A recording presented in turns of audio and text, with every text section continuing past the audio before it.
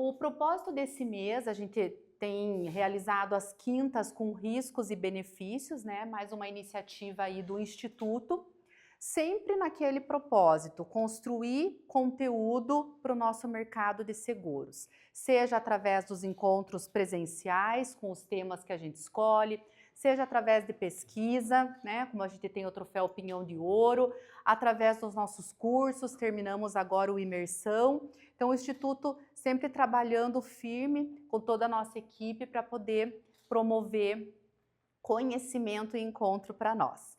E hoje o nosso tema então é a importância do gerenciamento de riscos na aceitação dos seguros e redução de custos. Fazia tempo que a gente queria fazer alguma coisa nessa área, né, na área do ramos elementares, e lembrando que o ISB Brasil, a gente tem também essa missão de disseminar o conteúdo tanto dos benefícios quanto dos outros ramos de seguro. O exemplo está aqui hoje, que a gente vai falar então de gerenciamento de risco mais voltado para o seguro patrimonial. Convidados, e já agradecendo aqui sua ilustre presença, do Denizar Pacheco, diretor da Critério. Não precisa nem explicar muito, né, Denizar, por que convidar você, que tem um imenso respeito de todo o nosso mercado, profissional que conhece muito, uma trajetória, há quantos anos já, Denizar? Da Critério, 45. 45 de Critério, Meu, né? 52. Então, imagina quanto já não contribuiu com as próprias seguradoras no desenvolvimento de processo, desenvolvimento de produto, né, evolução da própria sistemática. Então, Denizar, é uma honra para o Instituto ter você hoje aqui conosco para dividir um pouquinho do teu conhecimento. O Vlad está aqui com a gente, o Vladimir, diretor de relacionamento institucional do ISB Brasil, está na diretoria conosco. O Vlad também com uma trajetória por diversas empresas já, né, Vlad, sempre voltado para gerenciamento de risco, tá de alguma forma nas tuas atividades, hoje na REP, né, como gestor lá aqui em Curitiba, enfim, aqui dedicando o teu tempo conosco e conhecimento, obrigada. O Ulisses Caldeira, que hoje está no nosso conselho do ISB, já foi diretor também, né, Ulisses? E gerente da filial da Sompo Seguros. Obrigada. O Ulisses, eu peguei ele assim pelo, como diz uma conhecida minha de Ponta Grossa, peguei pelo grosso do rabo, sabe? Quando você pega, não foi, que o Ulisses ele me provocava assim de vez em quando, Dani, acho que eu posso contribuir lá no Instituto, né? Porque a Sompo está bem direcionada para tal assunto, eu fui guardando aquilo ali. Aí, tempo ninguém tem, tô escasso para todo mundo. Ulisses, tem que acontecer, agora vamos embora. E eu sei o quanto você teve que se dedicar, se organizar, abrir mão de outras coisas para estar aqui hoje, conduzindo esse trabalho. Então, muito obrigada pela tua presença.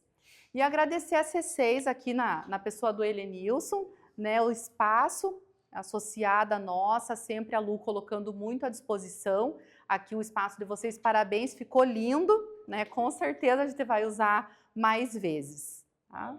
E em nome da Lu e em nome da C6, as boas-vindas a todos. A Lu, devido a um compromisso lá em Cascavel e Foz do Iguaçu, hoje ela está em Foz, inclusive, né? Mas deixou aqui o abraço e o espaço está sempre aberto para a ISB. Não, e obrigada pelo carinho. Todos os corretores também. Com certeza, isso mesmo. E o ISB é isso, né, gente? A gente sempre fala, não é, o ISB somos nós, né? A gente que faz acontecer o Instituto. Quem não é associado, já fica o convite para se associar, a gente precisa, né? As nossas quintas são abertas a todo o mercado, mas o Instituto sobrevive dos associados, né? Então, fica aqui o convite para vocês virem com a gente. Eu tenho mais um monte de coisa para falar, mas para abertura tá bom, é isso. Jocely, Paula, Fábia, esqueci alguma coisa importante que eu tenho que falar? Cadê a Jo? A Jo tá lá fora. Mas que maravilha! Nossa vice-presidente. Eu veio tomar café, eu falei, ela falou, não almocei. Ó, o Felipe me lembrando, obrigada, Felipe.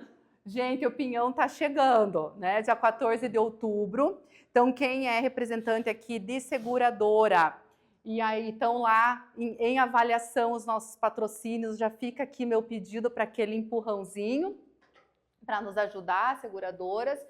E reservem as agendas, tem muitas novidades aí para o Pinhão desse ano. E em breve a nossa pesquisa entra em ação, né? O ano passado o ISB teve uma inovação que foi bem importante. Aqueles corretores que não recebiam a pesquisa, eles podiam já o ano passado e vão continuar podendo se inscrever numa landing page e dizer assim, olha aqui ISB, eu quero responder a pesquisa. Porque sempre foi um desafio para nós ter o alcance em todos os corretores, né? A gente depende de listas e mais listas e mais listas. Então, além de todo mundo que já é pesquisado pelo Instituto, agora aquele corretor que não recebia a pesquisa, por algum motivo, ele pode se inscrever. Esse movimento logo vai começar, vocês vão acompanhar, e ele vai poder estar respondendo também, participando da pesquisa do Pinhão. Gente, então tá bom. Então os rapazes venham para cá. Depois vocês veem, então tá bom. A gente não vai ver em que pese a gente já viu a apresentação, né? Mas vamos assistir. Então, Vai que tira alguma coisa nova para perguntar para ele depois. Obrigada, pessoal. Então tá bom. Prometo que você ser rápido. O Vladimir falou que a gente tem 3 horas somente aí para fazer essa preleção. Depois mais umas 2 de debate, tá tudo certo. Ulisses, esqueci de agradecer o Luiz. Luiz, desculpa. Não, mas eu tenho que agradecer. O Luiz é da Sul Seguro, daí eu vou lembrando, né? Obrigada pela tua presença. A Sul Seguro tem acompanhado os eventos, especialmente aqui do mercado do Paraná, na presença do Luiz, e tem feito um trabalho muito legal. Obrigada pela parceria. À disposição sempre. Tá bom. Desculpa, Ulisses. Imagina. Obrigado, viu, Luiz? Obrigado. Então, uma boa tarde a todos. Eu acho que eu conheço quase a totalidade dos senhores. Aos que não me conhecem, eu respondo aqui pelas operações da Sompo no Paraná. Então, é muito bom estar aqui com vocês, com os colegas aí de mercado, com os corretores, com as assessorias. Eu falava com o Vlad e também com o Denizar, como que nós faríamos, né, essa abordagem desse tema, que ele é muito amplo. Porque teríamos corretores, talvez, que esse assunto é novo, teríamos os corretores que já dominam há muito tempo, teríamos os colegas. Como a vastidão do tema é muito grande, como que a gente abordaria isso? Então, a ideia é só passar, e os meus colegas aí, por favor, também compreendam, a ideia não é fazer nenhuma apresentação, palestra ou nada nesse sentido, é algumas reflexões, né, para depois a gente fazer um bate-papo a respeito disso. Talvez para algumas coisas são muito básicas, mas talvez para outros não, mas a gente tem condições aí depois, ajustando todas essas questões no debate aí que a gente vai fazer. Basicamente também a gente entende que é uma questão cultural, então eu gosto muito aqui de ver o pessoal das assessorias, que são multiplicadores com os outros corretores. Então eu acho que isso aí é muito, muito interessante. E falar em gerenciamento de risco, se a gente perguntasse aí para uma madeireira qual que é o insumo dela, é a madeira, indústria de móveis, assim por diante. Qual que é o nosso insumo? O nosso insumo é risco. A nossa matéria-prima da nossa atividade é o risco. Se não houver risco, não há seguro. Então, partindo dessa premissa, hoje vamos falar rapidamente sobre gerenciamento de riscos em riscos patrimoniais, mas ela cabe absolutamente para todos os ramos. Desde um seguro de cyber, até nos seguros de vida, com certeza nos seguros de vida. Alguém pode falar, não, mas eu só trabalho com vida, eu não opero nisso. Mas a empresa que você faz o teu seguro de vida, ela está sujeita a esses riscos, né? E nós, na condição de profissionais do seguro, ainda mais sobre uma ótica da nova lei de seguro, de responsabilidades, né, os corretores, ficou mais latente essa responsabilidade na intermediação. É importantíssimo que a gente tenha esse viés, eu digo que a gente tem que assumir essa ferramenta que é a gestão de risco para nós, como profissionais. O corretor que não avançar nisso, ele já está perdendo e perdendo em muito. Ontem estávamos em Londrina, quase 40 corretores de agro. O assunto era gerenciamento de risco em agro. Era uma coisa mais aberta para o mercado, mas basicamente se falar em gerenciamento de risco de agro. Há 3 anos atrás era um ramo que basicamente eu não conhecia a diferença de um pé de feijão e de soja, que são meio parecidos, né, quem olha, e a gente teve que se aprofundar nisso e a gente conseguiu evoluir já bastante nisso. Então é só uma questão, eu não domino isso, mas hoje tem muita ferramenta para a gente dominar isso. Mas dando sequência, aqui é jogo rápido, eu prometo para vocês, tá? É nada assim de muita tecnicidade. Tão rápido que não É só achar aqui, então vamos lá. Então concluímos aqui. Por favor. Não era para ser tão rápido assim, mas. Aí. É os do laterais. Tá bom, então eu consegui já estragar aqui. Então aqui, eu vi alguém falando antes, basicamente quando se fala em gestão de risco, não saiu do nada, tem uma base científica por trás disso. Eles se baseiam basicamente na ISO 31000 e na NR 01 de 2025. As ISOs são basicamente convenções internacionais que disciplinam, né, as melhores práticas e tudo mais. Basicamente, bom, tem o laser... Laser Point acabou de acessar ele ali. Então tá bem. É que não funciona aqui. Então, ele não vai funcionar na TV. Então quando eu colocar aqui, vocês meçam aí vocês vão saber. Mas basicamente são regras ou procedimentos que têm uma certa padronização. Então, basicamente, precisa ser integrada a atividade de qual nós estivemos falando. Não é simplesmente um manual, ela tem que estar integrada à atividade mesmo da organização. Tem que ser estruturada, abrangente, com base em evidências, não pode ser simplesmente no achismo, né? Você tem que trabalhar com evidências. Personalizada, obviamente que para o determinado tipo de atividade da empresa você vai ter determinados riscos e sobre esses riscos as contramedidas, os gerenciamentos adequados. É quase um tailor-made, né, quando a gente fala em GR para a empresa. Ela precisa ser inclusiva, todas as pessoas dessa empresa, dessa indústria precisam estar preparadas e inseridas nisso. Dinâmica, porque hoje em dia a coisa muda muito, muda rapidamente, tem muita proteção hoje já ligada à IA. Eu vou mostrar mais à frente aí para vocês, mas hoje, antigamente se falava muito, ainda se fala de detector de fumaça. Hoje nós temos tecnologia com câmeras, com detecção de calor, com IA, que fazem talvez até mais sentido do que um detector que ele não digo que é inerte, mas ele não tem ação, né? Ele só vai simplesmente, ou tem fumaça ou não tem fumaça. Já uma câmera com inteligência artificial, com termometria, ela consegue ser muito mais ativa. Então, nesse sentido que precisa ser dinâmico. Um GR de 10 anos atrás talvez não faça mais sentido hoje. E baseada em informações confiáveis. Aqui é um ponto importantíssimo, eu acho que vocês têm que ter essa premissa. A gente vai falar mais um pouquinho, principalmente a relação corretor-seguradora, se essa última linha que ela tiver baseada em informações confiáveis, a vida de vocês para buscar uma colocação, uma aceitação, uma precificação, muda da água para o vinho. Eu diria para vocês, e talvez os colegas podem concordar ou não, mas uns 70% hoje do nosso problema está na qualidade das informações recebidas.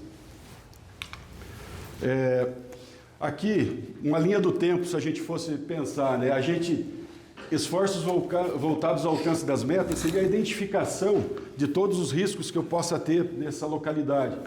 O fator de restrição, a primeira coisa que vai acontecer, a empresa diz o seguinte: isso vai me custar, então meu orçamento não cabe. E são fatores que vão te limitar. Muitas vezes é uma empresa que não é uma urgência a se fazer, ou uma necessidade, uma imposição, talvez até do mercado, mas não tem orçamento para aquilo, ou não tem tempo para aquilo. Talvez a questão tempo também seja um fator que as companhias precisam entender melhor. Você não instala um hidrante em um mês, né? Você tem que ter toda uma sequência disso.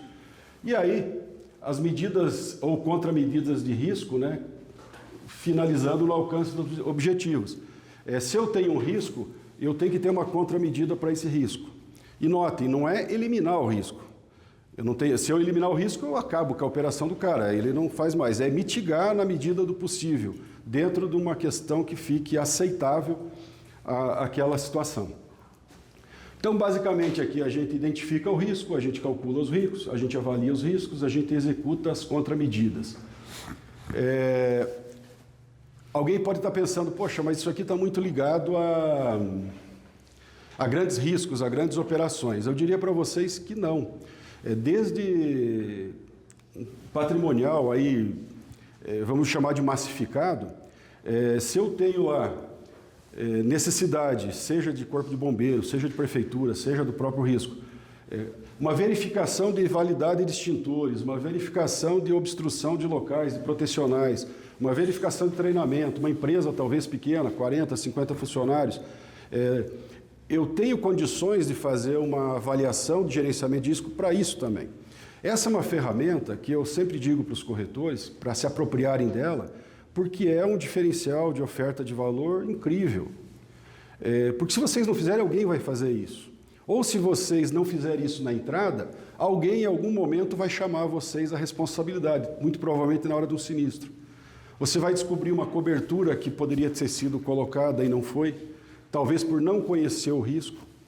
Se você parar e olhar assim, grande parte desses riscos de médio mercado, que não são seus, que você recebe como cotação, as informações você basicamente calcula em cima daquilo, mas muitas vezes você nem foi no local do risco, você não tem a menor ideia como seja aquilo. Daqui a pouco você não consegue começar com a situação mais básica que você tem, que é apurar um valor em risco. Então, essas situações aqui de identificação de risco, eu não estou só falando em protecionais, não. Daqui a pouco uma empresa que tem um alto risco lá de vulnerabilidade com risco cibernético. Aí ele teve um ataque, a empresa parou, acabou a operação do cara e o corretor, puxa, eu não tinha nem ideia que eu estava sujeito a isso, ou meu cliente sujeito a isso. E quem já teve algum sinistro, seja em companhia ou corretora, que você viu que, puxa, eu tinha a possibilidade de ter feito diferente, dói. Aqui, basicamente, ainda dentro de definições, né, quais são os riscos que envolvem sua empresa, quando realmente houver um risco, quanto de dano ia causar.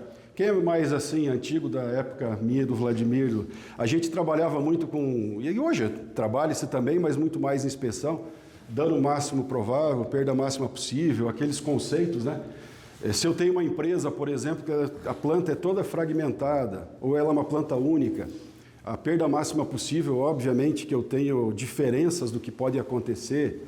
Baseado nisso, será que eu preciso ter meu valor em risco igual ao meu limite de indenização ou não? Eu posso fazer essa adequação?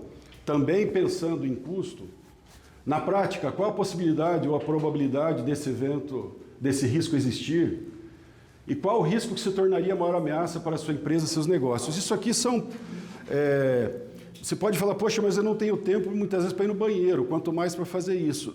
Eu realmente penso, imagine que eu vou lá no fisioterapeuta fazer um tratamento e ele não tem a visão total do que poderia me oferecer a título de tratamento. Eu penso que o corretor também que não assumir isso para si, estamos falando em patrimoniais, mas alguém pode ter apólice de transportes, frotas, vamos lá, falamos em riscos de responsabilidade civil. Muitas vezes se cota uma apólice de responsabilidade civil e não tem a noção da dimensão da exposição que aquela pessoa pode, ou aquela empresa pode estar exposta, né? Então isso vale para qualquer risco. Posso fazer uma contribuição? Por favor. Não deveria, né? Não foi o que a gente combinou, mas está fora do script. Mas só para colocar todo mundo na mesma página, né? Dano máximo provável e perda máxima provável tem uma diferenciação bem básica, né? O que é o dano máximo provável? É quando todos os seus sistemas protecionais falham. Não, ao contrário, desculpa, né? Ao contrário, funcionam, perdão. Funcionam. Então, assim, para você calcular qual seria meu dano máximo provável. Se todos os sistemas protecionais funcionarem, brigada de incêndio, todo mundo, tudo atuar positivamente, esse é o dano máximo provável. Vamos trabalhar na perda máxima possível. Na perda máxima possível, que é o oposto. O colapso de tudo. Então, assim, nada vai funcionar. Não funciona nenhum sistema protecional, a brigada está dormindo, o segurança... E eu tive um evento agora recente que aconteceu exatamente isso. Fábrica pegando fogo e o segurança lá, que estava monitorando o gerenciamento, estava dormindo. Literalmente, porque daí o vizinho ouviu e entrou. Então, essa é a perda máxima provável. É quando vai ter o dano mesmo, que não tem o que fazer porque nada funcionou. Então, é só para contextualizar o que difere um do outro, porque sim. Faz diferença. É um conceito bem importante. E quando você fala, a gente está olhando o incêndio, isso aqui, gerenciamento de risco, vale para todas as garantias e todos os ramos. Havendo risco, há situações de contramedidas para mitigar aqueles riscos e melhorar a qualidade. Só associando com o nosso título da nossa reflexão, isso envolve custo, ou acima ou abaixo, ou até a própria aceitação daquele negócio, né? Então, identificar riscos, avaliar os fatores de risco e gerenciar riscos. Também é importante aqui, né, perda financeira, perda de mercado e imagem da empresa. Ano passado nós tivemos o maior sinistro lá da companhia, foi um sinistro de R$1 bilhão. Foi no Rio de Janeiro, numa siderúrgica. Em 9 meses foi indenizado. Acho que foi um pool ali, claro, de seguradoras, foi bastante tranquilo. Chamou a atenção que estava muito bem organizado. Acho que é público, né? A Cosan, não tem problemas em falar o nome, mas assim, eles têm toda uma área de risk manager lá dentro da empresa, mas também tem uma corretora que fez um papel bastante interessante. Mas não vamos nos enganar, a gente está falando de grandes riscos, mas isso vale para o pequeno, para o médio, para o grande risco. Isso é uma qualidade que vai estar inerente à atividade, que vocês precisam se apropriar e nós, como seguradores, também precisamos estar sempre evoluindo nisso. Aqui só alguns fatores assim, básicos de você falar, por onde que eu começo?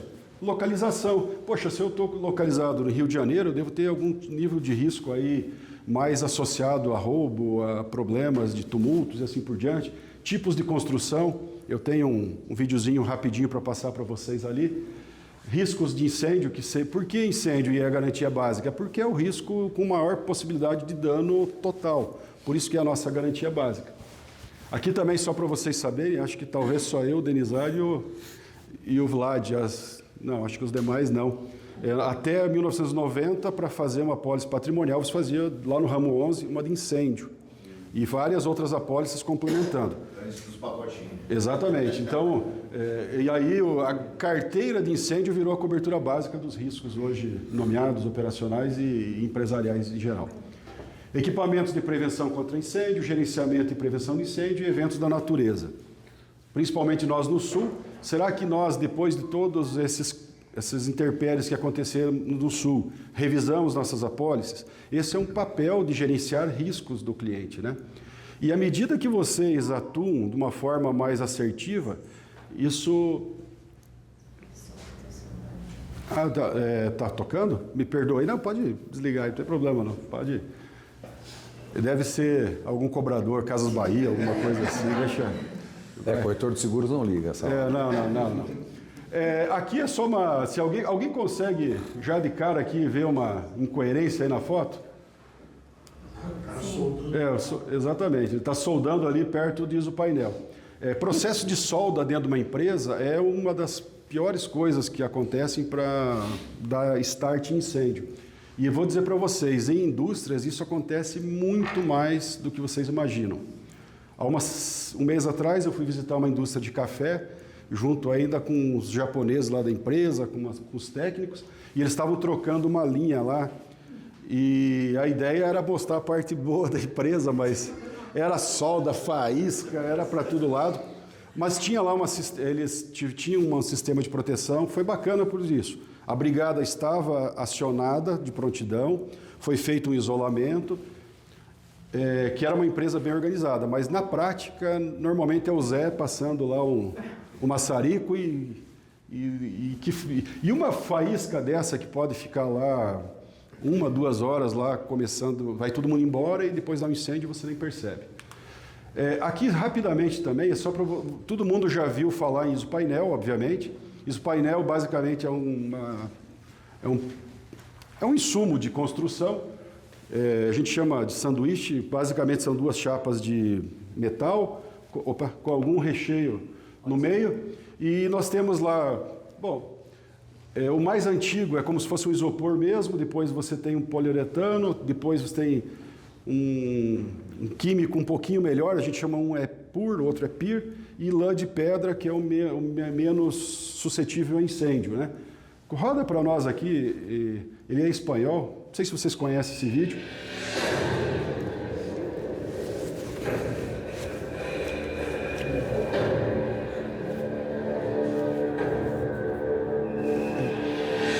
Bienvenidos al puerto de Barcelona. trabajamos más porque el nivel de seguridad de toda la sociedad española aumente poco a poco.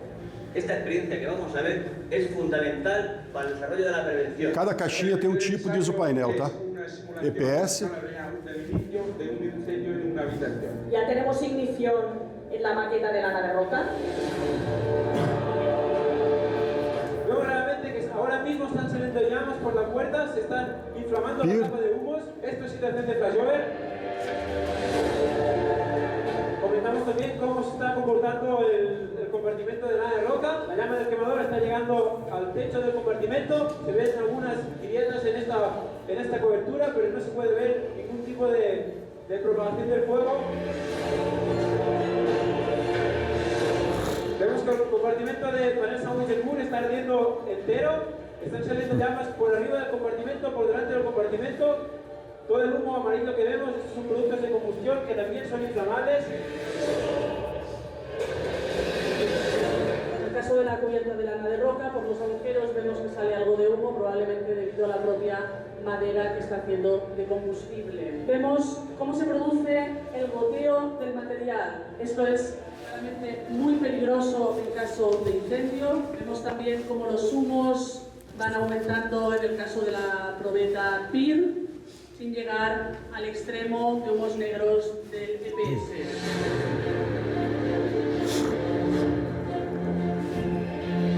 Hemos visto que la cubierta de lana de roca prácticamente está como al inicio. O isopainel de lã de rocha praticamente se manteve. De 8 metros de altura tenemos en la parte de abajo lo que simularía la propagación a través de una ventana. En la primera fachada vemos como, además de las llamas, que está proporcionando material al incendio.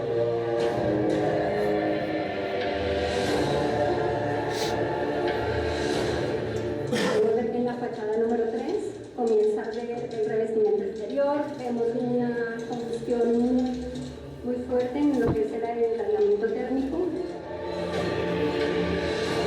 Estas 4 fachadas cumplen con los requisitos del Código Técnico de reacción al fuego. Las 4 pueden ser instaladas perfectamente.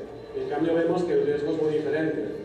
La segunda fachada, que tiene un aislamiento térmico de lana de roca, todavía no se aprecia un compromiso con las llamas. Recordar y lanzar un mensaje.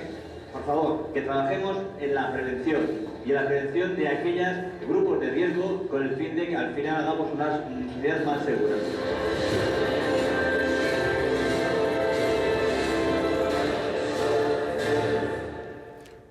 Ok. A ideia desse vídeo era só mostrar para vocês como material construtivo. Ah, eu tenho isopainel na construção, ok, mas qual tipo? O pior muitas vezes acontece quando o teu cliente faz uma reforma ou faz um novo prédio, porque ele é mais barato, o EPS é isopor, o lã de rocha, o lã de vidro ou alguma coisa semelhante é mais caro. O que vocês acham que vai acontecer se a área de compras se não tiver um corretor ou alguém fazendo o gerenciamento de risco? Muito provavelmente vai se gastar um dinheiro, depois vai ter um problema grande de colocação desse risco lá. É óbvio que aqui a gente está olhando um aspecto construtivo de um ramo de seguro patrimonial. A gente está falando de gestão específica aqui, mas como a coisa é muito mais ampla, né? Porque aqui eu também poderia, a gente está falando do incêndio, mas o risco de pessoas que estão lá dentro, né? Então, assim, mas eu só faço meu seguro de vida para a empresa, eu não quero saber disso. Mas está totalmente ligado. As pessoas que são o ativo mais importante estão lá sujeitas a isso. Então, e é uma forma, eu tenho certeza que o Denizário e o Vladimir sabem disso, eu sou testemunha o quanto o Vladimir é respeitado em determinadas empresas que eu tive a oportunidade de visitar com ele, com a qualidade que ele trabalha com gerenciamento de risco e é escutado por essas empresas. Eu não tive a oportunidade de sair ainda com o Denizário, mas eu sei também da tua qualidade, por isso que a gente vai fazer esse debate na sequência, como isso valoriza a relação do corretor perante o cliente. Aqui, eu vou passar rapidamente, todos devem conhecer, extintores de incêndio, extintor de pó químico seco, hidrantes, carrinhos de espuma, detetor de fumaça, são equipamentos aí basicamente que a gente usa. Aqui são mais sistemas contra incêndio, né? Tenho certeza que todo mundo já viu esse martelinho aqui, fica com vontade, vou dar sempre tem um maluco ali de passar, mas tomara que nunca precise, né? Aqui também, aqui a gente tem uma brincadeira lá, que normalmente isso aqui deve ser magnetizado, né? Porque o que os caras gostam de encostar coisa ali na frente, normalmente isso aqui você vai e manda um inspetor na empresa que está cheio de caixa, tomando conta aqui da frente. Ou pior, né? No momento da inspeção... Isso eu ia falar, a quinta série do corretor de seguros. A gente vai um dia antes... Pelo amor de Deus, libera a área. libera a área, depois vai lá. Então isso é muito comum de acontecer. Aí o cara falou, não, mas logo no dia que o inspetor foi lá, a gente estava fazendo movimentação. Aqui é uma imagem real, isso aqui é uma farmácia, tem uma coisa diferente aqui Vamos ver se vocês estão bons aí de observação. Está lá no teto, lá perto da lâmpada. Pô, que bom, né? Porque a última vez que eu passei essa foto, falaram que não, tem uma caixa de camisinha aqui embaixo. Aqui, ó. A turma aqui tá mais, aqui não é quinta série. Mas é uma farmácia, tá? Por isso que tem aqui e que a gente, quando montou a foto, nem se tocou disso. Foi alguém do público que falou. Mas de fato, é a lâmpada lá em cima... Isso aqui é uma sobreloja, né? Não tinha lugar para colocar papelão, ele colocou e achou que não vai ter problema perto da lâmpada. Tivemos na Sumpo mesmo, caso assim, na Universidade do Rio Grande do Sul. Pois é. Na Sumpo, não era a área e eles chegou um material a mais e foram empilhando. Isso... No dia da inspeção de renovação, fazia 10 anos que a porta estava lá. Isso é... Aqui só algumas imagens, aqui riscos menores, né? Normalmente até de escritório ou de pequenas... Isso aqui são... Esse cenário é um cenário absolutamente comum de você ver em riscos menores. Isso, ao mesmo tempo que preocupa, é uma grande oportunidade para o corretor também fazer um trabalho de gerenciamento de risco, uma oferta de valor, além de uma cotação ou de uma contratação simples de uma pólice de seguro sem conhecer, evidentemente, o risco, né? Se olha isso aqui, chega a dar dor de barriga Aqui também, não vou me adentrar muito, isso aqui era um caso real, nós temos lá no canto produto químico mal instalado, aqui a gente tinha solda aqui perto, tinha uma série de coisas, que aí o que ocasionou, né? Basicamente, acho que foi um curto-circuito, isso aqui não foi nosso, mas foi estudado pela nossa área, isso aqui estava no G1, inclusive, mas provavelmente foi uma faísca ali, mas ali tem tudo que não podia, né? Líquido com... lavagem. Exatamente. Aqui, né, uma brincadeira também, quem é da época dos Thundercats, lá ele tinha... Puta, eu falar nisso, acho que o pessoal mais novo não vai nem saber o que é isso. Mas dá um Google, depois abre. Não, a gurizada não vai saber. Era um desenho que o cara, antes de ir para a batalha, ele botava a espadinha ali e via o que acontecia lá na frente, né? A gente chama de visão além do alcance. Então, é você levar uma solução ou levar um projeto de solução ou um apoio para aquela situação de risco. Mas a vida como ela é um pouco diferente. Eu sei que mas é cultural, acho que na posição de profissionais do seguro, sejam em assessorias, sejam em companhias, ou seja em corretoras, é a nossa vida isso. Não dá para se furtar, não trabalhar ou gerenciar o risco. É o nosso negócio, a nossa matéria-prima, né?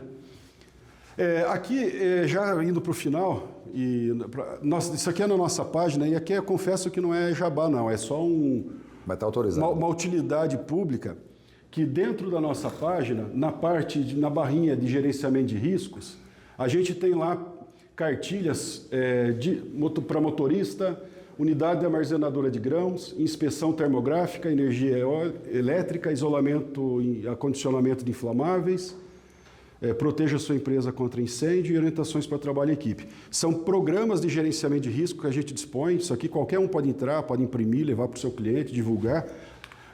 Basicamente ele tem essa cara aqui, né? Isso aqui é um reloginho, um aparelho para fazer a termometria, você vê a temperatura, normalmente em quadro de energia, em motor elétrico e assim por diante. Aqui também é um material, a cara do material, né? Eu, particularmente, sou bastante fã disso aqui. Volta e meia a gente salva, manda para um cliente, faz. Tomara, eu aqui me permito falar, né, no automóvel, a Porto Seguro, que é uma grande líder nisso aí, sempre quando ela fazia algo, as outras em automóveis seguiam, né, porque sempre fazia e faz muito bem feito até hoje. Não tendo a pretensão nisso, mas pelo menos como objetivo, a companhia está, e até uma cultura japonesa, de olhar essa questão da prevenção, proteção de risco, ela investe bastante nisso. Então essas cartilhas são públicas, está lá disponível. Então, gerenciar riscos é proteger patrimônio, reputação e principalmente vidas, né? Esse seria a nossa dica. E só vou passar 3 páginas para vocês para dizerem como o que eu estou falando faz sentido e não é simplesmente discurso. Quem já conheceu lá a companhia tem um andar inteiro onde se faz o gerenciamento de risco de transporte, assim, de nível elevado. Tem 5 gerenciadoras de risco lá, mais de 120 pessoas, e mais uma outra empresa que faz a auditoria em cima disso, com 24/7 monitoramento integral. Isso deu muito certo, reduziu sinistralidade demais, são cargas especiais que precisam de atenção especial. E a partir disso, deixa eu passar aqui, aqui mais ou menos é a cara lá são áreas com muitos monitores, com indicadores a todo lado, e a companhia passou isso para o Property. A gente está aí já há 6 meses em piloto, já tem diversas grandes empresas, onde se oferece também monitoramento 24/7 para o Property. Basicamente, quais os serviços que se oferecem lá? Monitoramento dos painéis de controle. Acho que engoliu um mosquito. Eu ia falar. Mas do interior, né? Engoliu um mosquito. Mas se eu falo, vou dizer que eu sou quinta série, né? Já me repreenderam aqui agora há pouco. Não foi mosquito, não tem mosquito. Da caixa não foi, não. Status da bomba de incêndio, monitoramento do reservatório, detecção de condições elétricas anormais. O que é isso aqui, basicamente? Isso aqui é uma redundância lá do segurado. O Denizar tem empresa, ele já faz tudo isso. Aí ele cede para nós, através de... Hoje os links são muito fáceis. A gente monitora 24/7 e faz também o acionamento, ou faz... Em última análise, se o cliente permitir, a gente pode acionar até o bombeiro. Então é algo bastante interessante. Eu gostaria, assim, demais, e eu até acho que isso vire tendência para o mercado, porque a gente sai também aquele olhar de gerenciamento de risco basicamente só para transporte e começa a avançar para as outras carteiras. E disseminar essa cultura de a gente ter esse gerenciamento na mão da gente, do corretor, das seguradoras, né? Então, basicamente era isso que eu queria mostrar. Aqui são algumas localidades que a gente já tem, as métricas, e aqui os 3 mosqueteiros aí para falar para você. Eu só fiz essa rápida introdução, aí a gente vai fazer um bate-papo, abrir perguntas, e fico aí às ordens. Obrigado.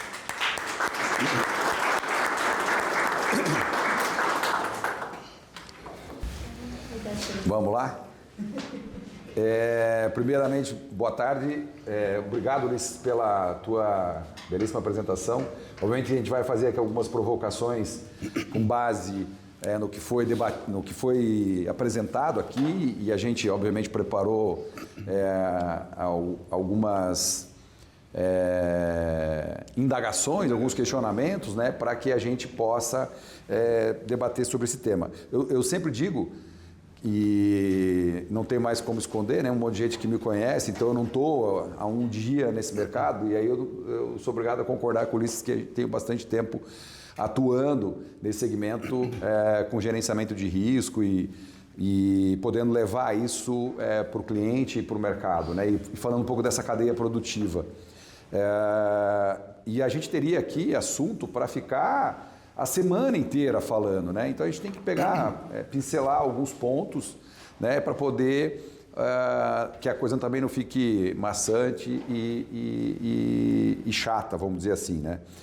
A gente combinou fazer um pinga-fogo aqui de perguntas e respostas. A gente preparou algumas perguntas, mas não estamos presos a isso. Eu vou fazer a pergunta, eles vão responder, mas se alguém tiver algum comentário, alguma pontuação a fazer com relação ao que está sendo discutido, a ideia é que a gente possa, né, de fato, colocar a importância do GR, já ficou claro pela apresentação do Ulisses, eu sou suspeito de dizer, e principalmente quanto isso está impactando hoje o nosso mercado em relação à aceitação de risco e se isso, de fato, traz redução para o seguro. Eu tinha preparado até alguns comentários, eu tinha visto na lista de alguns inscritos e estava aqui um engenheiro de segurança tinha se inscrito e a gente tem alguns cases em comum, né? E aí eu ia provocar ele com relação a alguma coisa nesse sentido, né? Muitas vezes há uma ilusão por parte do nosso cliente ou do cliente do cliente de vocês, né? As assessorias das seguradoras, né? O cliente do corretor, de que o fato de eu estar fazendo investimento, né, nesses itens para poder mitigar a exposição do meu risco, eu vou ter uma redução de seguro, né? Quando na verdade é o contrário, né? Eu estou dando condição da seguradora aceitar o teu risco, primeiro, né? Depois a gente vai poder avaliar, em função de resultado de sinistralidade, se a gente consegue uma redução de taxa, né, em relação a isso. Então, eu vou fazer a primeira pergunta. A primeira pergunta, ambos terão aí a possibilidade de responder. E assim, como é que vocês percebem, vou começar com você, já porque ele falou rouco, engoliu um mosquito ali, você fala primeiro. Não, mas ele já engoliu o mosquito. Como vocês percebem o impacto, né, da ausência de um gerenciamento de risco efetivo no que tange a perda financeira, perda de mercado e a imagem da empresa, que foi uma coisa que o Ulisses citou na apresentação dele, né? Enquanto isso, antes da gente entrar em pontos mais profundos aí. Veja bem, Vlad, esses três aspectos são de suma importância a se levantar e se avaliar no que diz respeito a uma organização de gerenciamento de risco. Primeiro, nós sabemos que o primeiro item que se colocou, que é o impacto financeiro, ele é imediato. Porque a empresa que paralisa a sua atividade, ela começa fechando o cofre, né? Ou fecham o cofre dela. Então, o impacto financeiro, ele é sempre imediato. Então, é importante até conhecer um pouco mais a empresa para saber como ela se organiza financeiramente sobre o aspecto de reservas, se ela tem, se ela não tem, se tem, o que poderá suportar.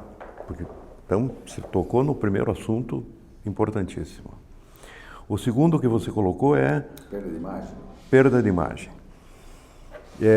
Eu vou unir... Perda de mercado. Eu vou unir o perda de imagem com perda de mercado. Tá? Que são duas situações correlatas. A perda de imagem, se olhar o aspecto de marketing, a relação comercial que essa empresa tem, não importa o tamanho dela. Conforme o Ulisses colocou, eu tive situação de perda de imagem de uma farmácia pequena e que não conseguiu voltar a operar. Não conseguiu voltar a operar. Com tudo segurado. Recebeu suas indenizações, suas perdas de capital, sua perda de estoque, sua perda de instalações. Não houve problema financeiro com a empresa nenhum. Só que no primeiro dia que ela tentou abrir, ela não conseguiu abrir. Porque ela promoveu uma perda, um desgaste de imagem para a clientela dela. Estou falando de uma simples farmácia. Agora vocês imaginem o que não acontece isso com uma indústria. Na sua relação de distribuição, de produção, de venda de produto, etc. Agora, o segundo aspecto, o terceiro aspecto, por isso que eu inverti a perda de imagem, é o pior de todos. Esse derruba de vez a empresa. Vamos analisar a seguinte hipótese. Da minha farmacinha lá, que teve um problema, que não foi nem de incêndio, foi de alagamento. Mas ela perdeu estoque, perdeu tudo. Perdeu prateleiras, perdeu... Então você vê, estou falando de um risco pequeno. Por que ela não conseguiu voltar? Porque a empresa não tinha uma reserva de capital para fazer algum suporte, número um. Então, no financeiro, meio capenga. Ela não conseguiu se relacionar com a clientela habitual dela. E, em seguida, veio a perda de mercado. Porque aquele cliente que comprava o melhoral, o remédio na portinha dela, que normalmente uma farmácia assim atende vizinhança, ninguém sai do Boqueirão para ir comprar em Colombo um remédio. Então, normalmente ela atende vizinhança.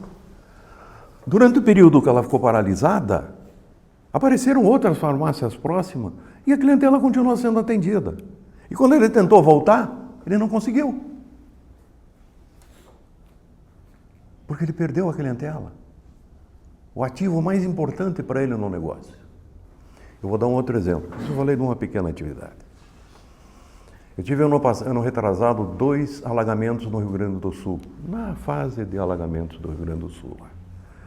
Se vocês lembrarem bem, existiram 2. Existiu um em dezembro e um em maio, na mesma região, nas mesmas localidades.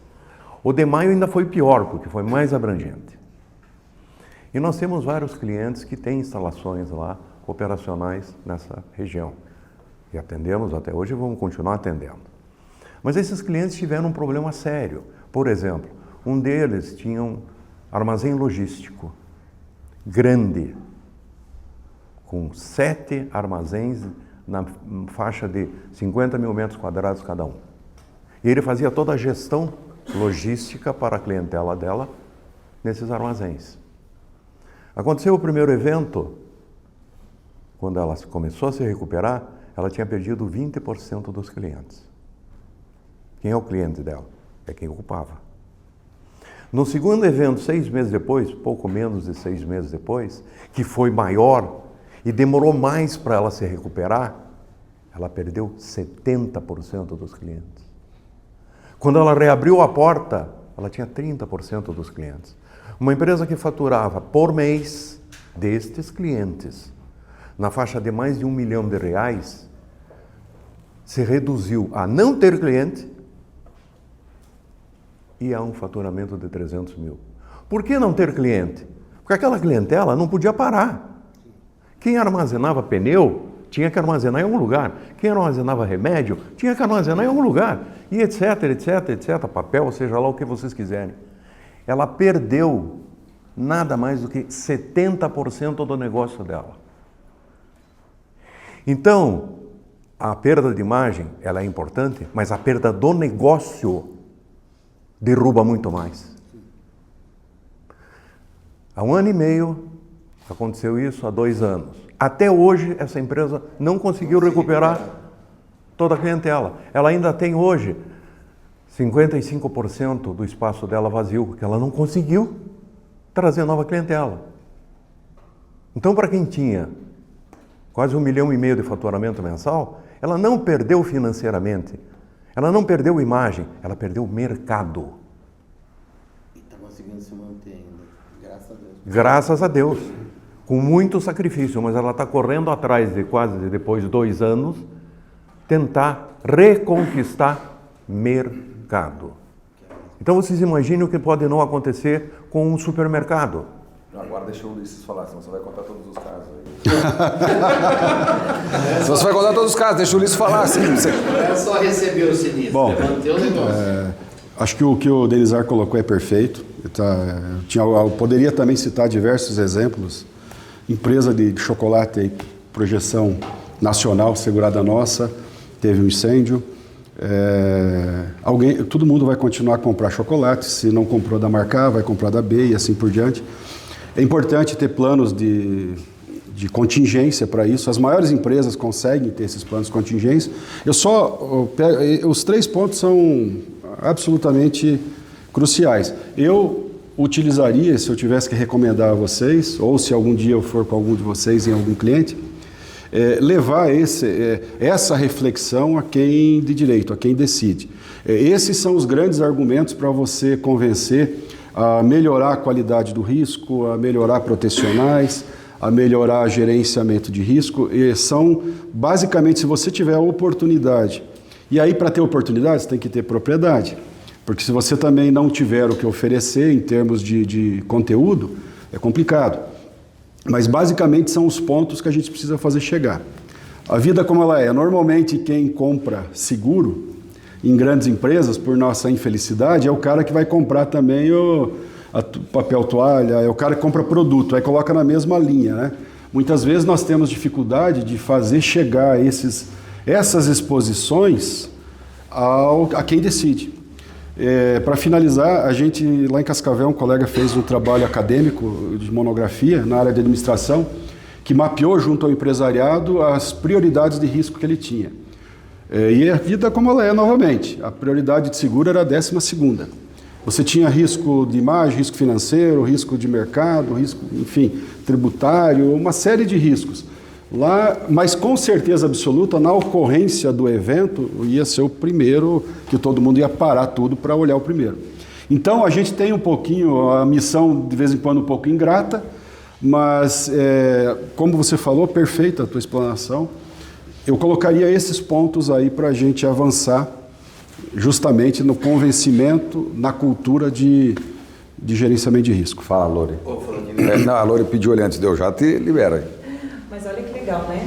Todos os itens que vieram antes são passíveis de cobertura de seguro e podem ser evitados ou minimizados em um sinistro coberto por uma seguradora e uma pólice bem feita. Então falta aí só o trabalho de conscientização, mas realmente é difícil eu chegar lá em quem decide. Em quem decide. Só para complementar essa coisa de quem decide, quando a gente fala de gerenciamento de risco, na verdade, o ponto é você convencer, e é isso, esse tema, quem tem que fazer parte do comitê de risco. Sempre que a gente chega numa empresa, quem faz parte do comitê de risco dentro da empresa? Um risk manager contratado, financeiro. Não, o CEO da empresa precisa ser envolvido, né? Porque quando a gente fala de risco de imagem, aí aqui a gente está falando de perda de mercado, vou trazer nem tudo é em decorrência de um alagamento com proporções catastróficas como foi o alagamento de maio de 2024 e dezembro de 2023, ou um incêndio de grandes proporções. A gente viveu no início desse ano o tarifaço americano. Então, a gente tem empresas, clientes que tiveram que se reinventar e se reorganizar para poder não perder mercado. Eu cheguei a clientes que falaram, não, eu baixei minha margem, estou trabalhando no empate para eu não perder o mercado. O cara exportava 90% do que produzia para os Estados Unidos. 5 mil colaboradores. Ele falou, o que você quer que eu faça? Eu tenho que continuar vendendo. Então, eu vou vender, eu mexo na minha margem, tiro na minha carne, o acionista abre mão, juntou, aí nessa hora o comitê se junta e decide que estratégia nós vamos tomar, vamos fechar, vamos sentar e vamos chorar ou vamos continuar? Não, continua produzindo, obviamente fizeram um corte e tal, mas continuaram produzindo e vendendo, acreditando. Isso não vai durar muito tempo, né? Infelizmente está durando. Mas aí entra a gestão de risco de você poder avaliar. Outras indústrias já estavam com estratégias para mercados alternativos, né, vender através de operações de offshore, enfim. Então tem isso, né? Quero só completar uma coisa. Quando nós avaliamos aqui a situação de perda financeira, por vezes te garanto que alguns pensaram aqui, olha, mas a empresa não tinha seguro de lucros cessantes? Uma garantia complementar de lucros cessantes? A garantia de lucros cessantes, ela paga a perda de resultado durante um período. A garantia de lucros cessantes não devolve mercado. Ela repõe uma perda que acontece pela paralisação, mas não devolve mercado. Desculpe. Perfeito. Então, e aí é tanto para o Ulisses indenizar, porque às vezes eu acordo, até falei no evento, né? Atendi que eu acordo e fico pensando, se der um sinistro grande no meu setor e morrer gente, eu tenho que sair de Curitiba, do Brasil, porque esse segurador não vai querer me olhar mais lá. Porque a questão é muito séria, fica a marca. Pequena e média empresa não faz nada disso. Ou seja, destrói e está a pandemia, né? Nós tivemos mais de 15 mil lojas de comércio fechadas aqui na pandemia. E muitas não, a maioria não voltou. Agora tem gente. Mas eu queria, a minha curiosidade, Denise, é nessas grandes empresas, quantas que realmente têm um plano de contingência para prever a retomada do mercado? Porque só indenizar tudo que eu perdi, eu tenho dinheiro, mas põe para o mercado, de volta. Quantas tem realmente? Muito poucas. As que entram nesse nível de conversa com os seus corretores de seguro e que o corretor provoca esse assunto, a empresa passa a pensar e passa a se preparar por plano de contingência. Porque tem que haver um preparo muito certo. Se for numa indústria, a indústria tem o coração da fabricação do produto ou dos produtos que ela faz. Ela tem que ter um plano de contingência para não paralisar aquele setor. Não é não paralisar a indústria inteira, mas todas elas têm o seu coração de Aquiles. Então, o corretor é importante trabalhar com a empresa e descobrir, desvendar dentro da empresa onde é que são. Onde é que são? Posso fazer a pergunta que você vai responder agora? Você já começou a falar, já começou a responder, eu nem fiz a pergunta, né? Já tá... Eu já passei. Já tá dando o presente, mas eu só quero dar uma resposta. 15% hoje das empresas possuem plano de gerenciamento de risco efetivo. 85% das empresas hoje estão... Isso é um dado estatístico, a gente tem essa informação. É isso, 85% das empresas não possuem hoje. E das 85, tem uma turma que não coloca nem o básico. É que a Dani está ali na vez ali. O meu era só para complementar que o Eras é uma curiosidade também, que a gente acompanha. E eu vou fazer a pergunta para o Denis, já que ele precisa contar o case dele. Ao longo dos anos, a gente acompanha nos congressos, nos debates, nas conversas, sempre vem esse ponto, né? Aquela visão que a seguradora ela é exigente demais, né? O corretor muitas vezes não está preparado para levar o gerenciamento de risco, então há uma falha na formação, né? Onde é que está essa falha?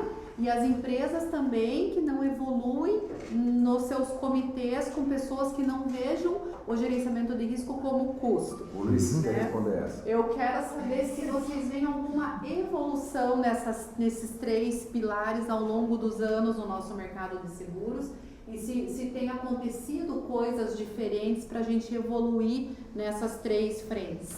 Sim, está existindo. Até aqui mostramos aí uma ação da seguradora, que por acaso eu trabalho lá, sobre monitoramento. Basicamente, isso que você falou da exigência das companhias, um técnico, um subscritor, até porque ele não é que ele está simplesmente, ele é mauzão, ele é o lobo mau lá, não é isso. Ele também tem um guideline que ele precisa seguir, que eu também tenho um sócio na operação, que é um ressegurador, que está muito exigente. Que o Brasil já tem assim uma fama, principalmente em patrimoniais, trabalhar com taxas muito baixas e com poucos protecionais. Então, isso já é um problema também. E quando você traz para o teu cliente e, olha, você precisa fazer isso, senão a tua franquia vai explodir ou eu vou penalizar, hoje já tem uma conscientização, como eu disse no começo, existem ações rápidas, de médio prazo e longo prazo. Não adianta querer instalar uma rede de hidrantes complexa numa empresa em 2 meses, não vai acontecer. Acho que nem o projeto não sai em 2 meses se bobear. Então você tem que ter uma parceria empresa, e aí é muito no feeling do corretor, companhia, de apostar e entender que aquela empresa faz sentido você fazer isso. Existe, nós temos diversos clientes, tem clientes da companhia com 30 anos já na companhia. Então, mas por outro lado, é menor. Eu diria para você que a maior parcela sequer ela está adequada às normas básicas de corpo de bombeiro da cidade, principalmente tratando em riscos menores. Sequer você acha extintores com validade e tudo mais. Mas daí aquela história de vender chinelo na África, acho que todo mundo conhece essa história, mas enfim. Na Índia é melhor. Na Índia, né? Todo mundo anda descalço, lá você vai vender bastante. Eu entendo que é um mercado absolutamente a ser explorado, e o corretor que tiver esse viés de simular essa cultura, de colocar essa perspectiva de apoio, você está tendo já reflexo nas companhias de apoio. Eu sou otimista com isso. Denizar, eu vou juntar 2 perguntas que eu ia fazer para você numa, porque acho que fica mais fácil da gente contextualizar. A primeira é, eu gostaria que você desse a visão para a gente de como o corretor, né, como é que o corretor contribui na cadeia produtiva do seguro, instruindo o segurado com relação ao gerenciamento de risco. E aí eu sei que você vai contar alguns casos para a gente aonde o GR foi efetivamente preponderante na redução de perda. Correto. Agora há pouco, o Ulisses comentou, nós vivíamos na década de 80, onde começaram a comentar alguma coisa sobre gerenciamento de risco, que ninguém sabia o que era, né? Ninguém sabia o que era. Mas é um nome bonito, né? Da postura. E nós já atendíamos alguns grupos empresariais em que os empresários se preocupavam muito com o conceito de risco, já naquela época. Porque eram empresas muito bem formadas, muito bem organizadas e se preocupavam com isso. Tinha uma delas, desculpe, eu vou declinar o nome, que o empresário, inclusive é nosso cliente até hoje, estou falando da década de 80, ele nós começamos a colocar uma organização de risco, de avaliação de risco, que não se podia dizer propriamente de gerenciamento, na empresa dele, e já iniciando com gerenciamento de risco. O mercado segurador era contrário a qualquer coisa que você precisasse de uma seguradora. Nós desenvolvemos dentro da corretora departamento de engenharia que desenvolviam plantas, que desenvolviam projetos de instalação de hidrante, de extintor. Isso é o primórdio do gerenciamento de risco. E quando o empresário percebeu que isso era material desenvolvido por nós, um dia ele me chamou e disse, vem aqui, Denizar. Pegou uma chave, bateu em cima da mesa dele, né? E eu sentado na frente escutando. Eu estou vendo que você está mexendo com a parte de risco, né? Você traz para nós resultados e tal, não sei o quê. Ele disse, você vai usar essa chave aqui. Eu disse, o que é essa chave? Isso ninguém da minha corretora sabe. Você vai usar essa chave aqui. Essa chave abre minha empresa inteira. Você vai andar dentro da minha empresa inteira, vai fazer as críticas que forem necessárias, vai fazer as correções que forem necessárias, e quem não te obedecer, me avise que eu mando embora. Isso no que diz respeito à parte de risco. Pô, você imagina acontecer isso nos anos 80, onde o Brasil era incipiente nessa área. Malmente fazia uma plantinha para colocar extintor. Hidrante nem pensar. Tá bom. Tá, vai ser muito complexo. Há pouco tempo você... Não se preocupe. Você tem 1 ano para fazer isso, para ver se daqui 1 ano eu vou continuar fazendo seguro com você. Porra! Isso, eu me lembrei desse caso quando o Ulisses colocou essa foto aqui.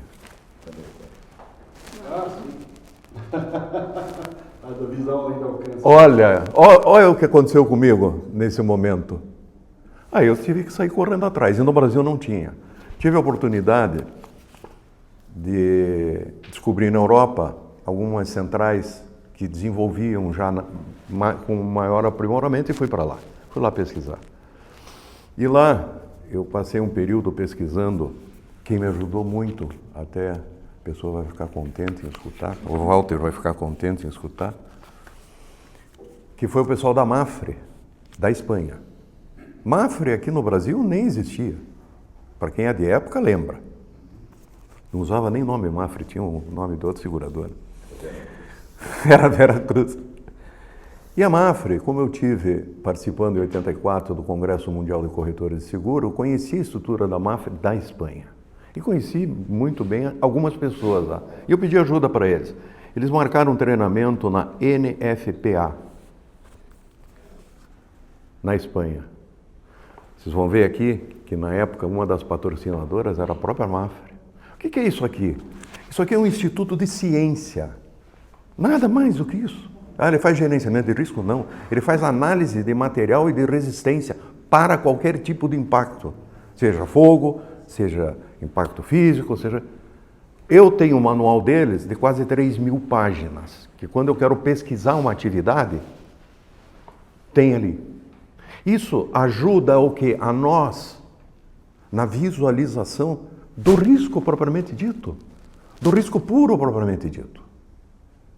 Pelo menos é um incipiente. Aí você vai para o mercado e vai verificar a empresa, como é que funcionam aquelas informações na operação, seja da indústria, seja do depósito, seja da distribuição, seja do transporte.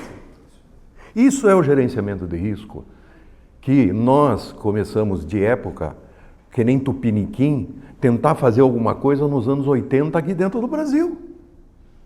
Aí um ano depois voltei para o cliente e disse, está aqui teu gerenciamento de risco. Sabe qual foi a resposta dele? Ele disse, sabe por que eu te impus isso aí?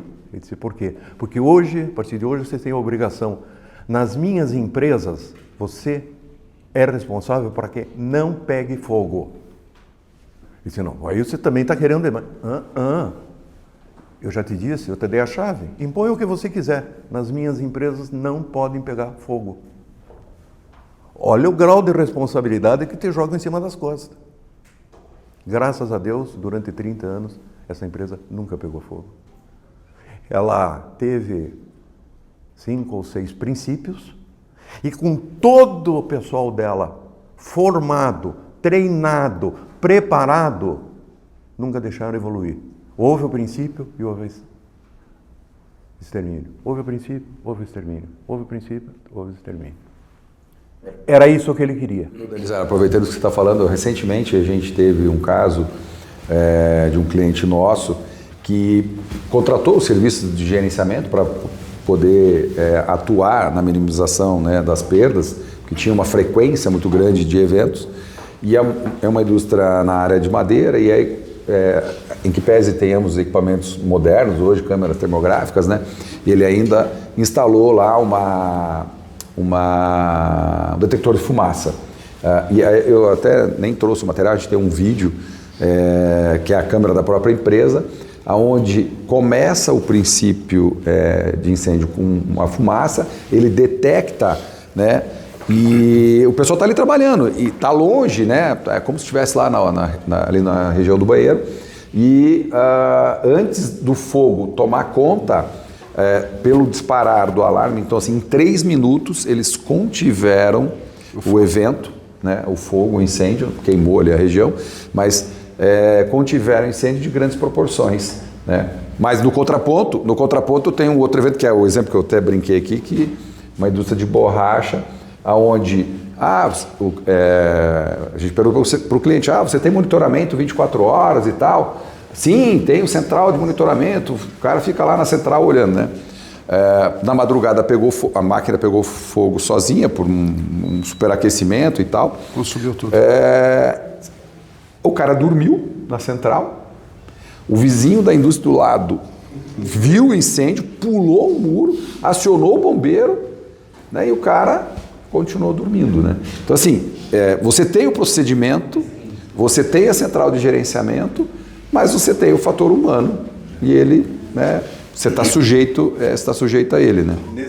Nesse exemplo que eu dei para vocês, que de repente jogaram nas nossas costas a responsabilidade de não existir fogo, e não existiu, graças a Deus, o empresário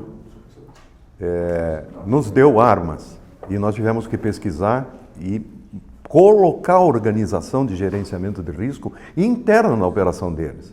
E é isso que nós temos que nos propor para os nossos clientes. Esse é o aspecto principal. Agora, sabe por que ele me disse que eu só ia continuar corretor dele se eu não pegasse fogo? Porque depois ele me falou, ele disse, o meu problema não é o capital, o meu problema, as nossas apólices, eu estou muito bem garantido. Eu vou repor todo o meu capital de prejuízo que possa acontecer. Agora, uma coisa que o teu mercado segurador nunca vai me pagar é a perda de mercado. Porque a perda de mercado, nós em seguro não temos como pagar. Por isso ele me exigiu que a empresa dele nunca pegasse fogo. Ulisses, pois não. Você meio que já respondeu uma parte, né? A Dani fez ali um spoiler na pergunta dela, mas queria que você dissesse para a gente assim, hoje as seguradoras estão cada vez mais organizadas com estruturas de soluções de gerenciamento, né? Integradas às apólices. Eu sei que no passado elas tinham uma visão, hoje elas têm uma outra. E aí a pergunta, essa visão é preditiva ou preventiva? Olha, eu diria que as duas se complementam, né? Porque quando você fala em preventiva, você obedece calendários, tem toda uma sequência.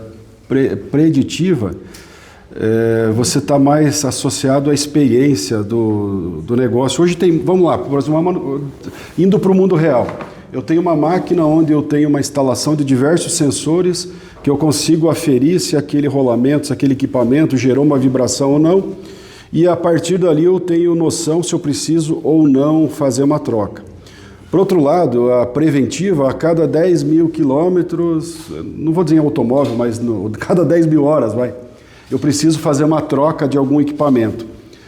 Se eu tenho as duas associadas, talvez eu consiga fazer, até gerar uma economia, mas eu não firo, por exemplo, eu não vou ferir uma indicação do fabricante, mas eu consigo também ganhar um pouco de escala, ou estender um pouco mais a manutenção, ou até antecipar, pensando em não perder mercado, perder dinheiro e assim por diante. O que não pode, e a gente tenta combater o mais, é a manutenção corretiva. Que aí, esse é o pior dos mundos, que aí é a hora que quebrou, eu vou lá e arrumo. A gente tem diversos clientes, alguns mais organizados, outros menos organizados. Hoje, nesse mercado, ele está mais soft para colocação de mercado, mas ele está mais hard no sentido de... Não dei spoiler da última pergunta. Ah, perdão, desculpa. Não era... Mas eu estava me referindo mais a custos. Quem for negociar hoje apólices de seguro grandes, sabe que aquilo já foi orçado no ano passado e o cara orçou até com redução de custo, ele não quer pagar mais. Então as margens para fazer isso são complicadas. E para você trabalhar em investimento, então é uma briga danada ali para você. Então eu vou abrir a última pergunta, que daí você complementa e o Denizar fecha. A pergunta é o tema do nosso Quinta com Riscos e Benefícios. Na visão de vocês, o fato do mercado de seguros, em especial de risco patrimonial, de responsabilidades e transportes, estarem um mercado que a gente chama soft market, né? O mercado está soft market, né? Os preços estão despencando, né?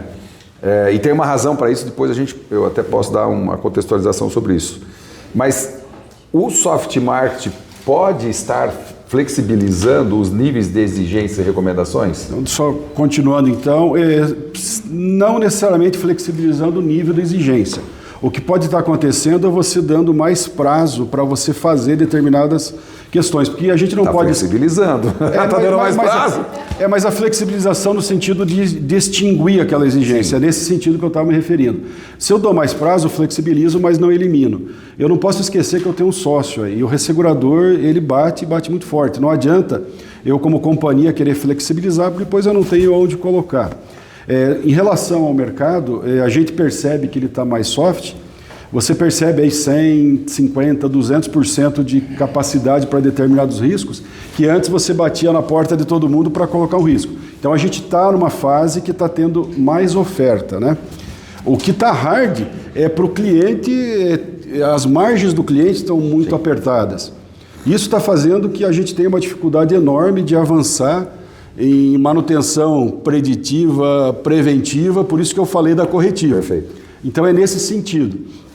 Mas a flexibilização, seja em prazo, seja em alternativa de contramedida, ela tem que existir, porque senão, se eu não puder, como companhia ou até como painel de resseguros, levar alguma alternativa para o cara, eu tiro ele do mercado em algumas atividades.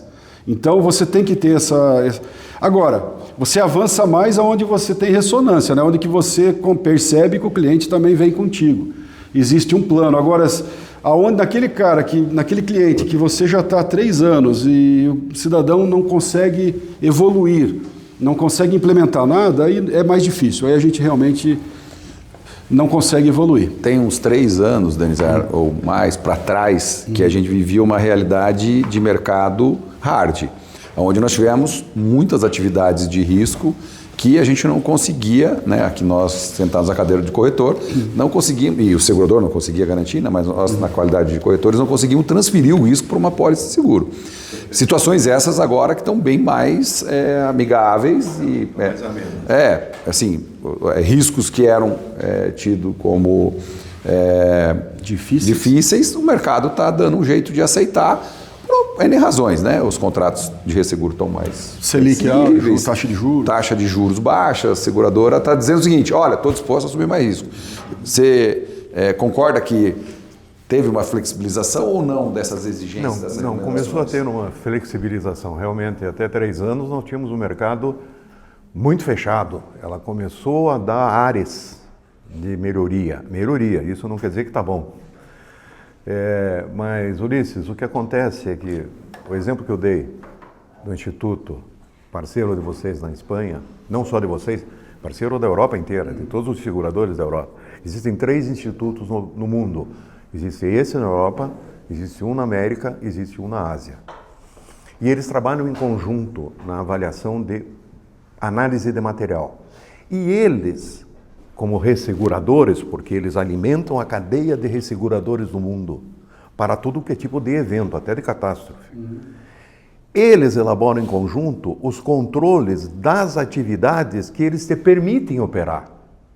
Então não pense que em alguma atividade que você esteja mais bloqueado, que acaba refletindo em nós aqui agora, o Walter da Mafre não está bloqueado também. Em que pese você tem orientação de um instituto na cadeia oriental e ele tem europeia, mas eles trabalham em conjunto. Então, da mesma forma que ele é vetado, que ele é seguro, você é seguro, o americano é seguro, e que chegam às vezes a ter algumas situações radicais. Uma seguradora há poucos anos atrás, não vou citar nome até em respeito à seguradora, porque eu trabalho muito com ela, pegou uma determinada carteira de seguro, cortou e jogou no lixo.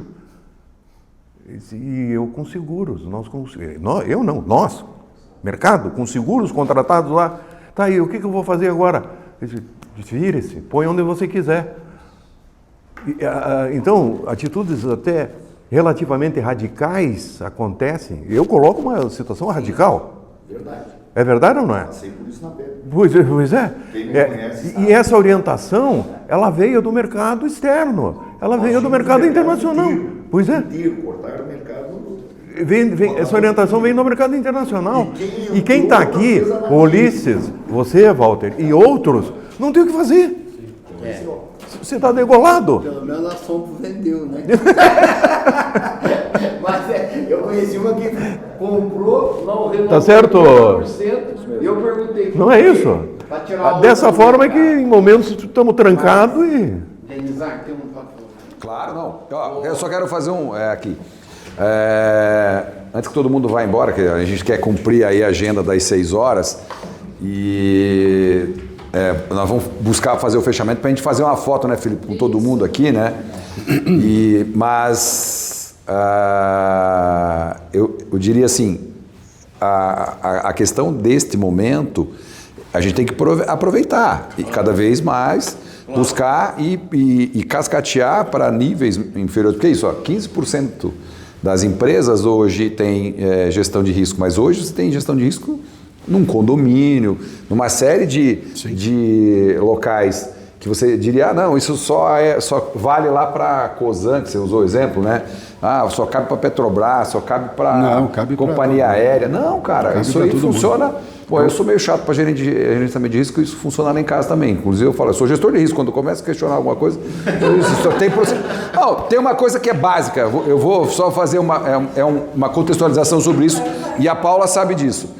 Eu moro numa casa de rua. Quando eu fui morar nessa casa de rua há mais de 15 anos atrás, eu morava em apartamento, entra na garagem, segurança, porteiro, ninguém sobe no teu apartamento sem te avisar, beleza, fui morar numa casa de rua.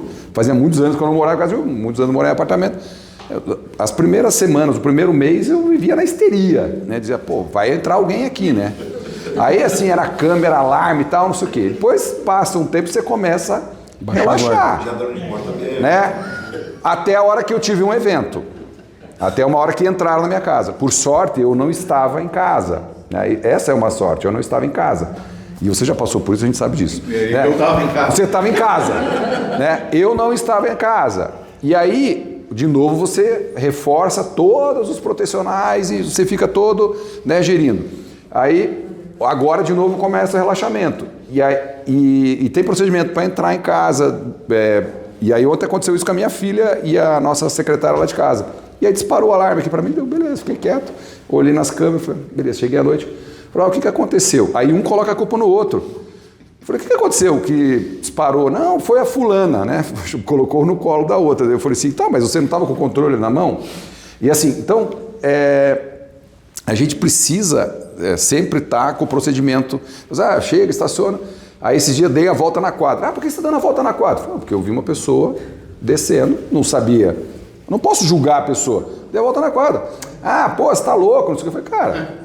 Mas aí a hora que for acontecer, aí eu descumpri a orientação. A orientação não entra, cara. Né? Claro, enfim. Eu sou da turma que dá sopa. Eu fico falando com a bolsa aberta, não dou a volta na quadra. Aproveitando meu exemplo, eu acho que vocês podiam, assim, os três que reúnem uma super experiência, né, podiam deixar uma mensagem, uma dica, uma ideia, uma orientação para quem está aqui, tanto de assessoria quanto corretores de seguros, porque nem todo mundo tem a oportunidade ao longo de repente da carteira que veio desenvolvendo na corretora, não se tornou um especialista em gerenciamento de risco, né?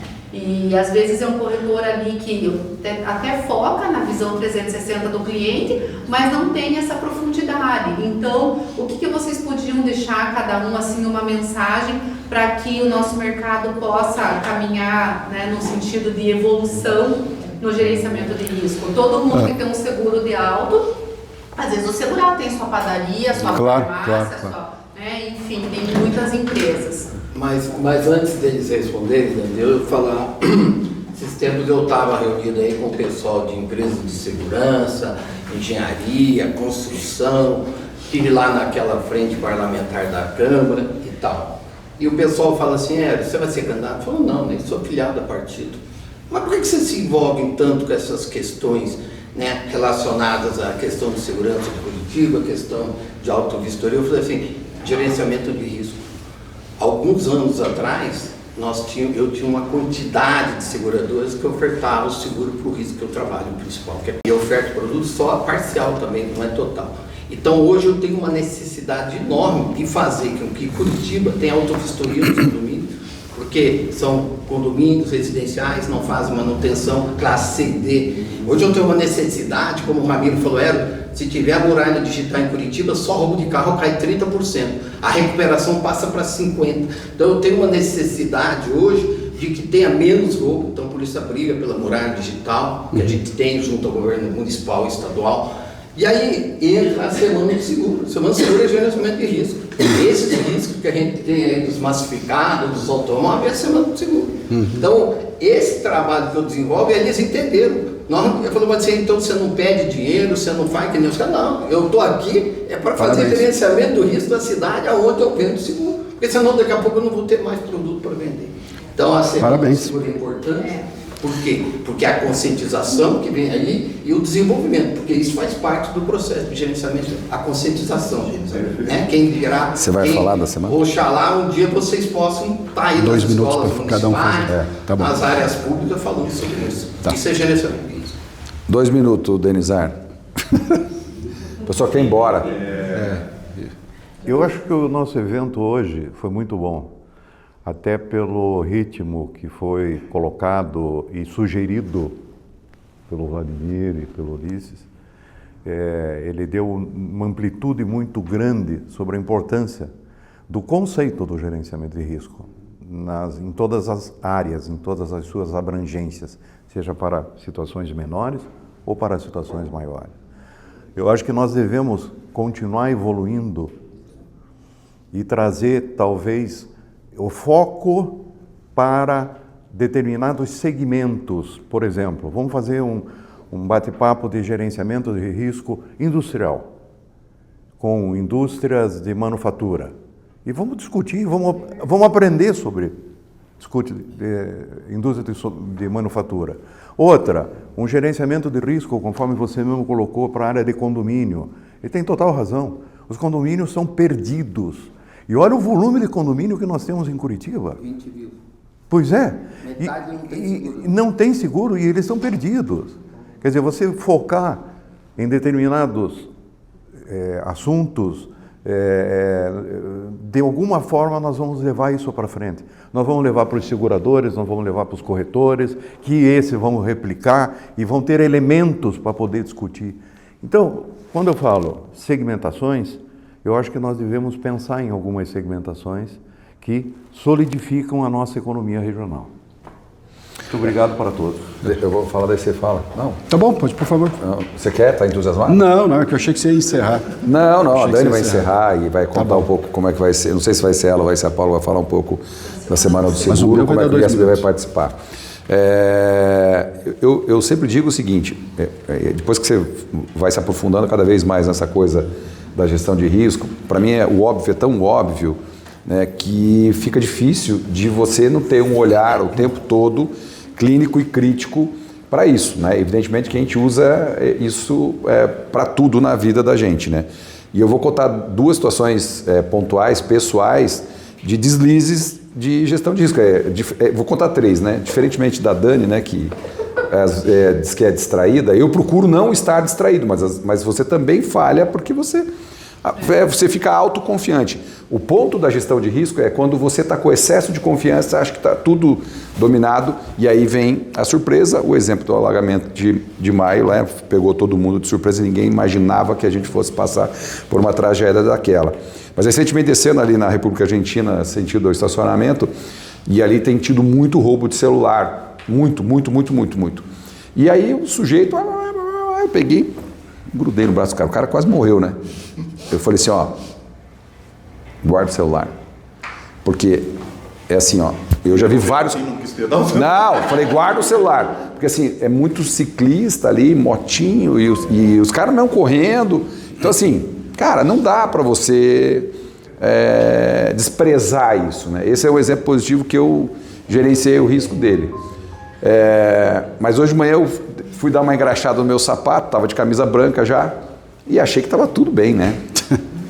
Não fiz gerenciamento de risco. Não fiz gerenciamento de risco. Achei que estava tudo bem. E aí minha mãe falou, você não vai sujar? Eu falei, não, relaxa.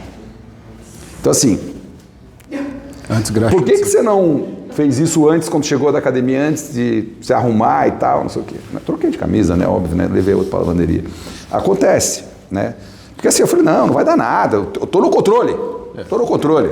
Graxa é fácil de explicar. explicar. Eu tô no controle. Que é isso? Você tem, quando você está no excesso, né, você está no controle.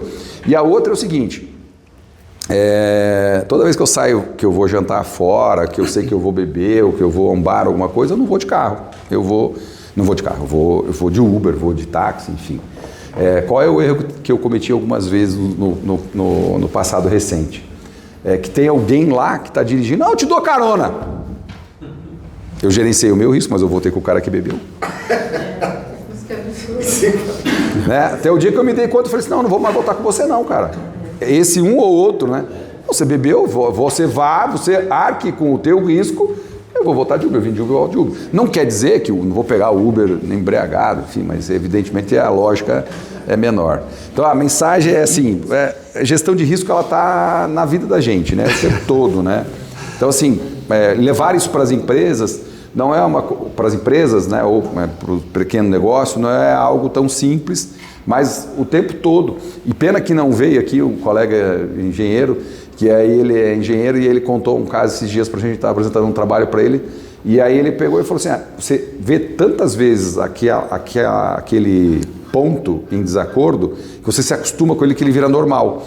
E aí ele foi num sábado na empresa e a filha dele foi junto com ele, e ela sabe que ele cuida de manutenção e tal, não sei o quê. Daí ela olhou, não está pintado adequadamente aquele canto ali, né? De fato, estava havendo uma reforma na sala e aquele ponto tinha ficado, já estava a mesa ali, ele já tinha se acostumado. E a filha dele entrou, então não é você que cuida disso? Tipo, e é isso, acontece isso na gestão de risco, né? Você entra no automático de que aquilo está tudo bem, que é a história do trabalho quente ali. Não, cara, eu sempre fiz isso aqui, relaxa, não vai dar nada. Eu sempre fiz assim. Até a hora que dá a fagulha e pega fogo e aí até leva vidas, né? Eu vou aplicar aí algumas coisas aí do Vlad, né? Gerenciamento de risco na vida pessoal, né? É um perigo você falar que a comida da tua mãe é melhor que da tua esposa. Isso é perigoso. Certeza que vai dar um sinistro e vai ter algum problema. Mas brincadeira à parte, para resumir a pergunta da Dani, o que nós poderíamos falar? Eu vejo os colegas das assessorias, eu talvez vou colocar mais a resposta naqueles 85% de gente que não... Como que eu começo? Uso um clichê aqui, para uma caminhada longa, começa com o primeiro passo. Se vocês conseguirem colocar em riscos empresariais menores, basta um checklist, extintores estão em dia, caixas de voltagem, de elétrica, tá ok, eletrificação, algumas coisas básicas, esse é o primeiro passo. E junto com isso, avaliação patrimonial, se está coerente ou não, para não sofrer um rateio, essas coisas. Isso são ações básicas iniciais. Pegou um cálculo para cotar alguma coisa, certifica que aquela informação é correta. Porque muitas vezes a gente está falando aqui de grandes negócios, grandes empresas, grandes gerenciamentos. Eu adorei um aí, só para sair um pouquinho de transporte, que eu estava lá na companhia esses dias, e são agora, acho que os colegas aí sabem, os baús eletrificados. Vocês já viram isso? Para tipo de transportes mais delicados, medicamento, o baú dá choque.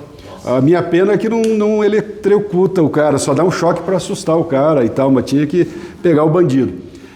Mas assim, a gente não precisa pensar nesse nível, mas se a gente sair daqui com a consciência de cultura, Semana do Seguro é uma ótima oportunidade, mas vamos dar os primeiros passos. Eu sei que o corretor menor tem essa dificuldade, seria bom começar com esse checklist básico, se tudo está minimamente adequado para ele iniciar uma jornada em uma pólice. Esse acho que seria a minha dica aí para vocês. E claro, e muito obrigado aí pela paciência de vocês.